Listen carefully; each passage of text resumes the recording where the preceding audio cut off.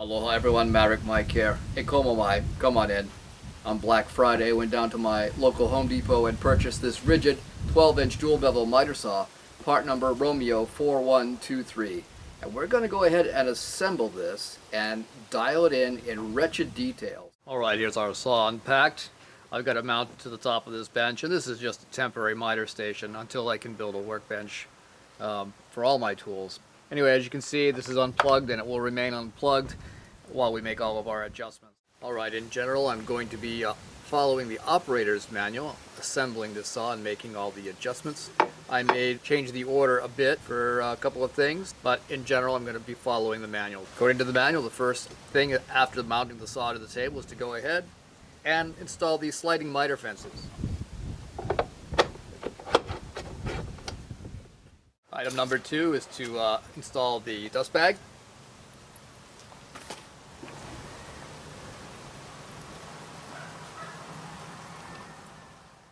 Item number 3 is to install the work clamp.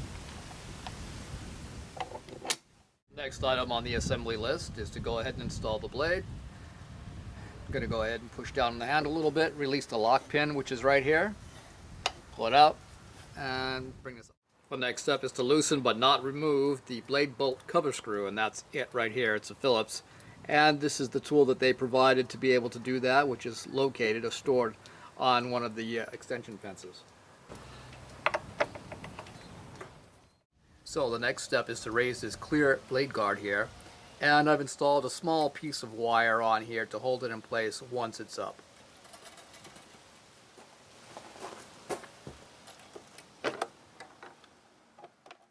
So the next step is to use the supplied hex wrench to remove the blade bolt here. There is a little bit of an issue where the sheet metal of the guard protrudes down a little bit too much, and I can't get a straight shot into the bolt. It kind of misses all the way around. It will go in if I stick this in at an angle. However, I don't really want to put pressure on this, as I'm just going to strip that thing. So instead of using the supplied tool, I'm going to use a 1/2-inch wrench to try to take the retaining bolt off. So let's just go ahead and engage the lock, make sure the spindle's not turning, and see if we can get this off. Since these are left-hand threads, it will be clockwise to loosen. Alright, we have another issue right here. The bolt is hitting about halfway across its length, this sheet metal right here, so I can't get it out far enough to get the bolt out without putting some relief in here. So here's the blade retaining bolt right here, and as you can see, this sheet metal of the blade guard covers half of it. So can't really get the supplied tool in there, and I can't get the bolt all the way out. So I'm going to go ahead and try to remove a few pieces here to loosen it and see if I can get it out that way. However, according to the instructions, I really should not have to do this. So I'm going to go ahead and take off this bolt and this bolt right here and see if this won't just loosen up enough, or see if I can't get it off and take this bolt out.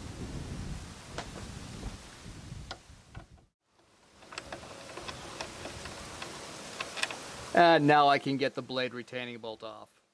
Now the instructions say to put a drop of oil on this D-shaped retainer and this D-shaped retainer or washer as well. So I'm going to do that. Now let's go ahead and put the blade on.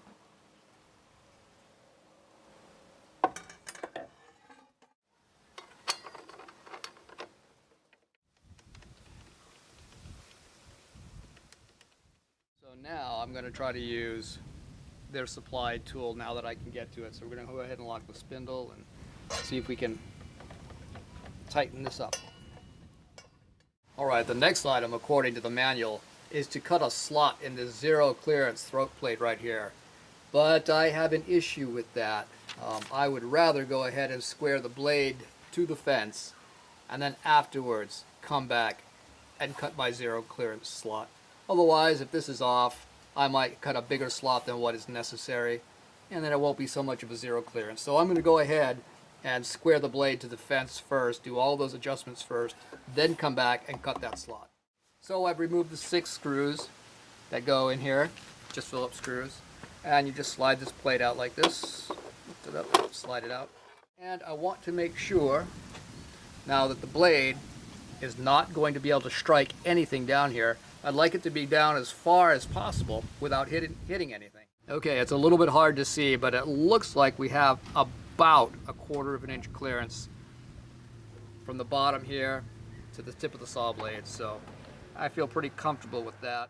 All right, let's do the zero bevel adjustment using the zero bevel stop screw, which is right here underneath the dust port. All right, we have the bevel lock knob loose, and got my combination square flat on the table and up against the blade, and I can see that the top of the blade is leaning over to the right a little bit, so I need to bring that back into adjustment. Adjusting the zero bevel stop screw.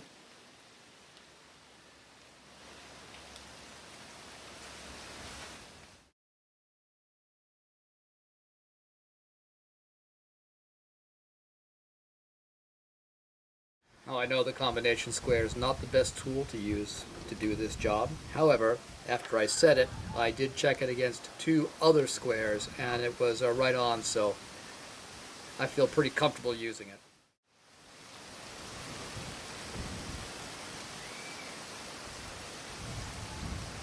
Wow, that looks good too. I'm pretty happy with the way the fence is set up to the blade right now, so I'm going to leave it as is. I'm just going to go ahead and make sure that the bolts are snug.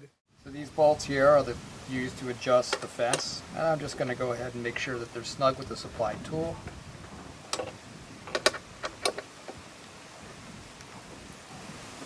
That one was a little loose. That one was good. And I'm going to do the same thing on the other side. So now I'm going to go ahead and move on to adjusting the bevel stop screws here. And I'm going to be adjusting them on the 45-degree portion of the turret right here. I'm not going to really be messing very much with the 33.9 degrees, so I'm not going to worry about that. But since I use 45 degrees all the time, I'm going to make this stop at the 45-degree position. Alright, so I have both my left and right turrets set at the 45-degree position. Now we're going to go ahead and check the adjustment and adjust as necessary with this stop screw right here on 45 degrees. I'm going to check the right side first, the right bevel at 45 degrees. So first thing I'm going to do is unlock the screw in the back, hold it in place, tilt this to the left about 10 degrees, hit this button right here which will unlock things and allow me to move to the right. Let's do 1/8 of a turn. Bring it back up.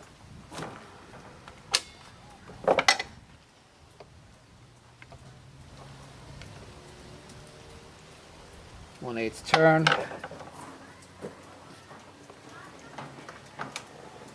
Press the release button, bring it back down.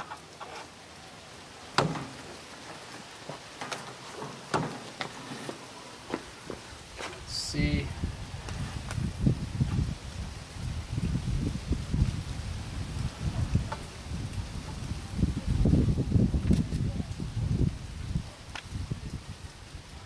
Okay, the right side's looking pretty good at that 45-degree set.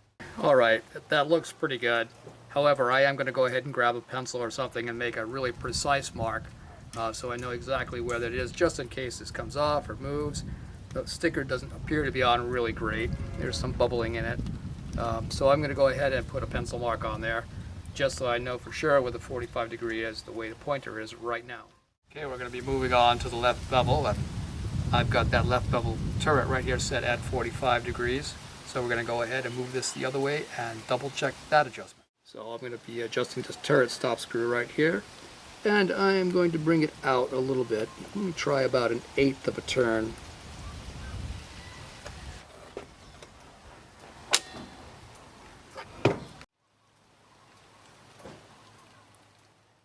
Alright, we've got the saw plugged in for the first time. Let's go ahead and turn on the LED light. Yeah, that makes a nice line where the curve of the blade is going to cut. I kind of like that. In the bright sunlight here, I got to get a little bit close before I can really see it well, but it's definitely sufficient. On the trigger for the saw, there's a safety latch that you've got to push over to the left before you can turn the saw on. So you push the trigger over to the left and then push down on the run button. So let's try that. Over to the left.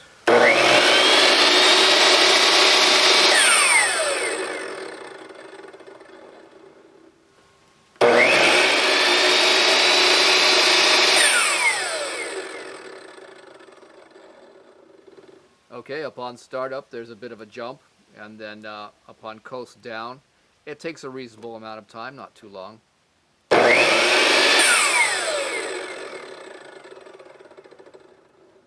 Okay, now we're going to go ahead and cut the zero clearance. I got both of my turrets, left and right, set to the 48-degree position in accordance with the instructions. We're going to go ahead and cut this 90-degree first, and then we're going to tilt the saw over and cut 2/48. Alright, let's make our first cut at 0-degree bevel.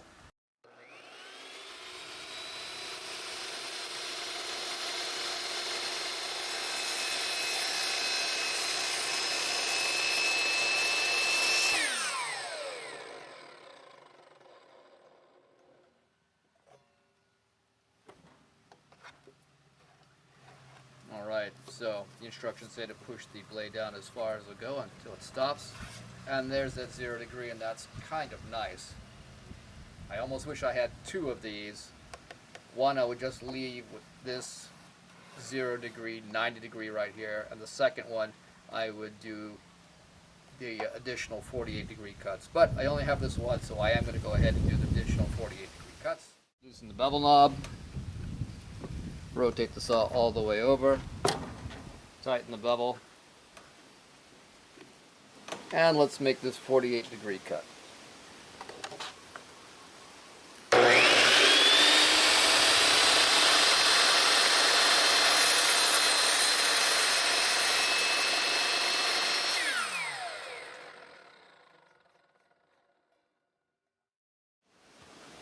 Loosen the release knob. As you're turning it back, you're going to have to hit the bevel button on this side so you can bevel it to the right. All the way over. Tighten the knob.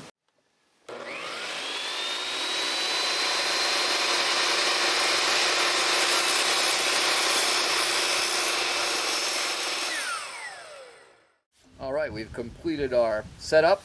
The saw is now ready to use. I do like this idea of cutting your own reliefs in here. I'd also like the idea of having two of these. One just for the 90-degree bevel position, and a second one for the 48-degree additional cuts. Alright, let's reinstall our sliding fences and go ahead and make our first cut. I really like the sliding fences. I think they're an excellent idea. I like that. Gives you the height and gives you that ability to move things around wherever you want it, wherever you need it to be. Alright, let's make our first cut. I've discovered that if you're cutting 4x material, you're going to have to remove the extension fence, otherwise this tool won't be long enough to grab it. I've got an old beat up 4x4 here. Let's just go ahead and cut it. That felt good.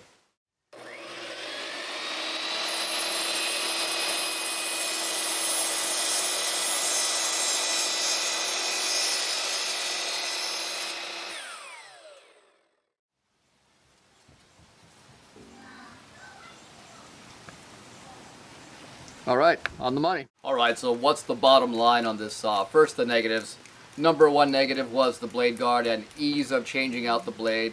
The blade guard gets in the way of the blade retaining bolt and the removable installation thereof. That's number one. Number two, I noticed that while I was making cuts, the dust bag system really is not going to work. You really need to put a vacuum source to that port back there in order to really have any effective dust control. However, that's not a deal breaker for me. Alright, now the positive side of things. The saw is really well made.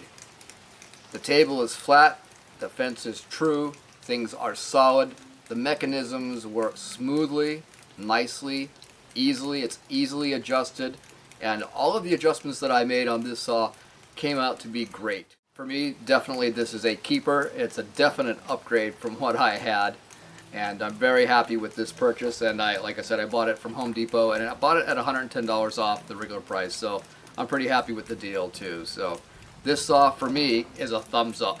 The table saw that I purchased earlier is just okay, but this really is a good, high quality tool. Thank you for joining me. Aloha and ahui ho!